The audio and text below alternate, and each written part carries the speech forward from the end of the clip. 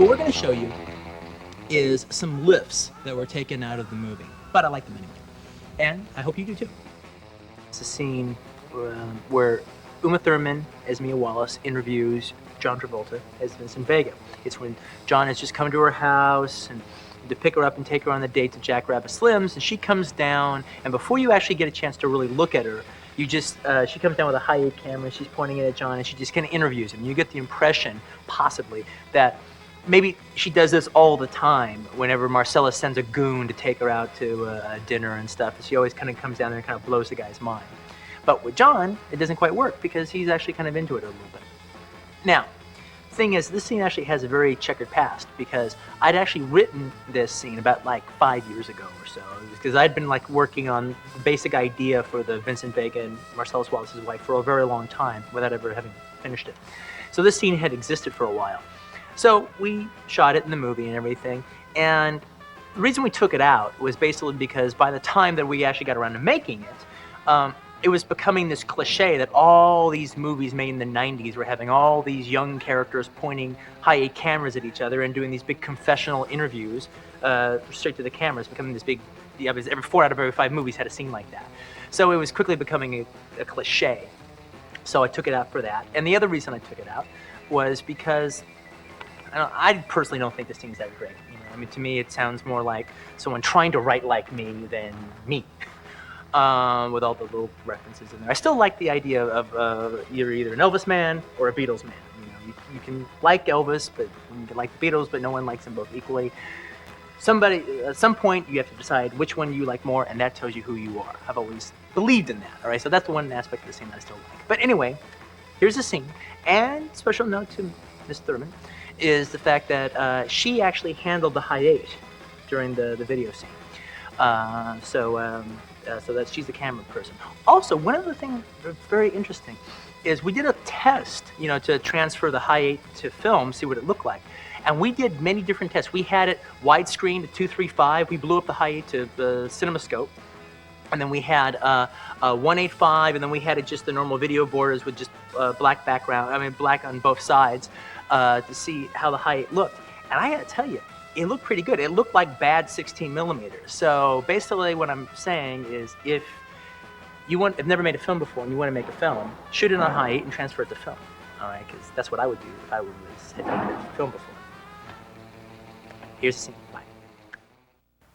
Smile, you're on Mia's camera. Ready to go? No, not yet.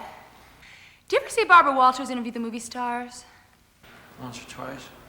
Well, that's what this is. Pretend I'm Barbara Walters, and I'm going to ask you a bunch of questions. About what? Oh, life, the world, yourself, whatever I might find interesting. I don't like answering questions. Oh, but that's not your problem. That's my problem. I'm the interviewer. I have to make you feel comfortable so you'll open up and reveal things you normally wouldn't. Okay, I'll ask you an easy one first. What's your name? Vincent Vega.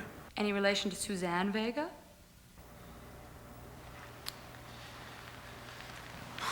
Suzanne Vega's my cousin. Suzanne Vega, the folk singer, is your cousin? Suzanne Vega's my cousin. If she's become a folk singer, I sure as hell don't know nothing about it. Well, now I'm going to ask you a bunch of questions I've come up with that more or less tell me what kind of person I'm having dinner with. My theory is that when it comes to important subjects, there's only 2 ways a person can answer. Which way they choose tells you who that person is. For instance, there's only 2 kinds of people in the world.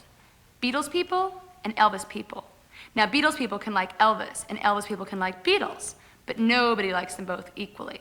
Somewhere, you have to make a choice, and that choice tells you who you are. Well, now, I'm obviously not going to ask you that one, because you're definitely an Elvis man, but you're hip to where I'm coming from. Can you dig it? I can dig it. I knew that you could. Okay, first question. Brady Bunch or the Partridge Family? Partridge Family. On Rich Man, Poor Man, who did you like more, Peter Strauss or Nick Nolte? Nick Nolte, of course. What's your favorite way to say thanks in a foreign language? Merci beaucoup. In conversation, do you listen or wait to talk?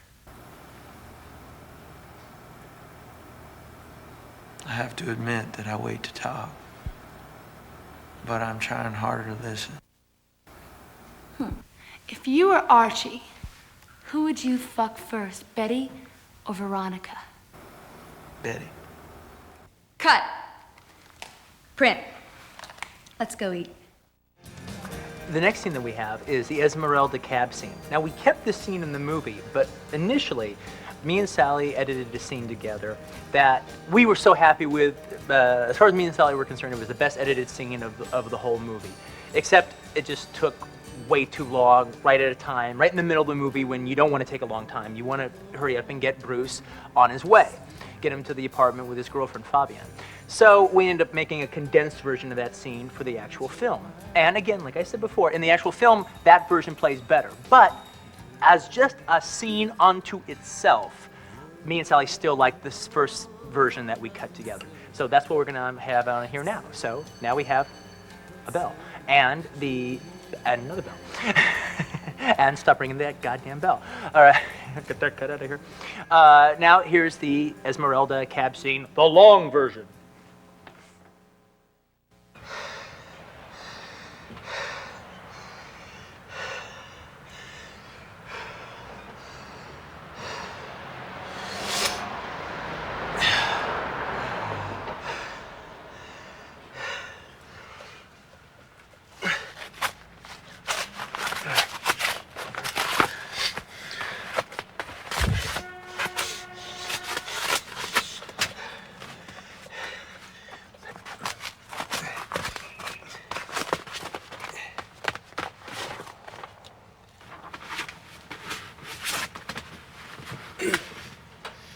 Mister.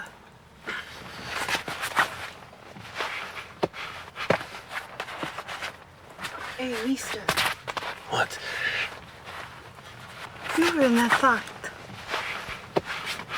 The fight on the radio. You're the fighter? Who gave you that idea? No, come on. You're him. I know you're him.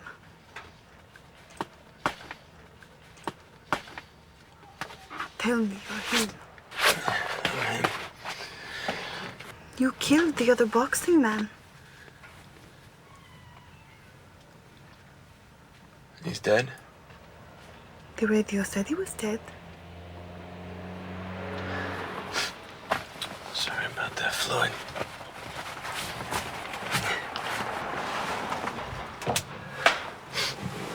What does it feel like? What's what feel like? Killing a man. Beating another man to death with your bare hands. Oh, you a weirdo? No. Is a subject I have much interest in. You are the first person I've ever met who has killed somebody. So, what does it feel like to kill a man? I'll tell you what. Give me one of them cigarettes you got up there. I'll tell you all about it.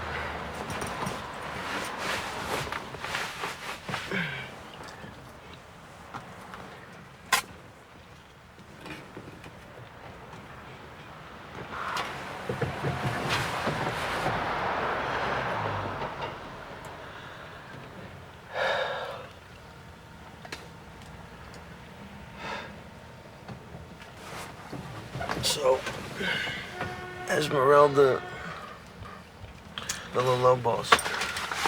Is that Mexican? My name is Spanish, but I'm Colombian. Pretty name. It means Esmeralda of the Wolves.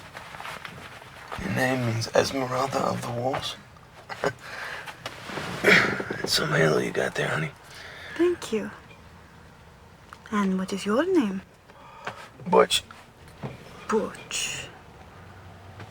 What does it mean? I'm an American, honey. Our names don't mean shit.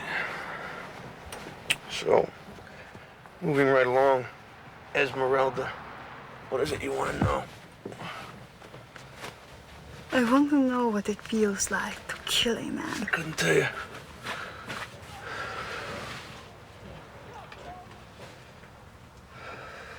I didn't know he was dead until you told me he was dead. Now that I know he's dead, you want to know how I feel about him?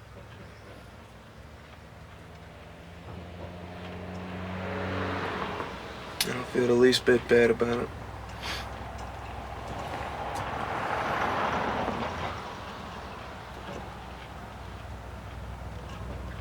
You want to know why, Esmeralda?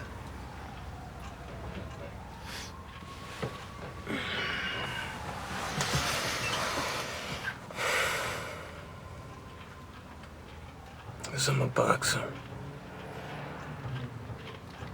Once you said that, that's pretty much all there is to say about me. That son of a bitch out there tonight, that Floyd, maybe one time he was a boxer. He was dead before he ever stepped foot in the ring. All I did was put the bastard out of his misery. If he never was a boxer, that's what he gets for fucking up my sport.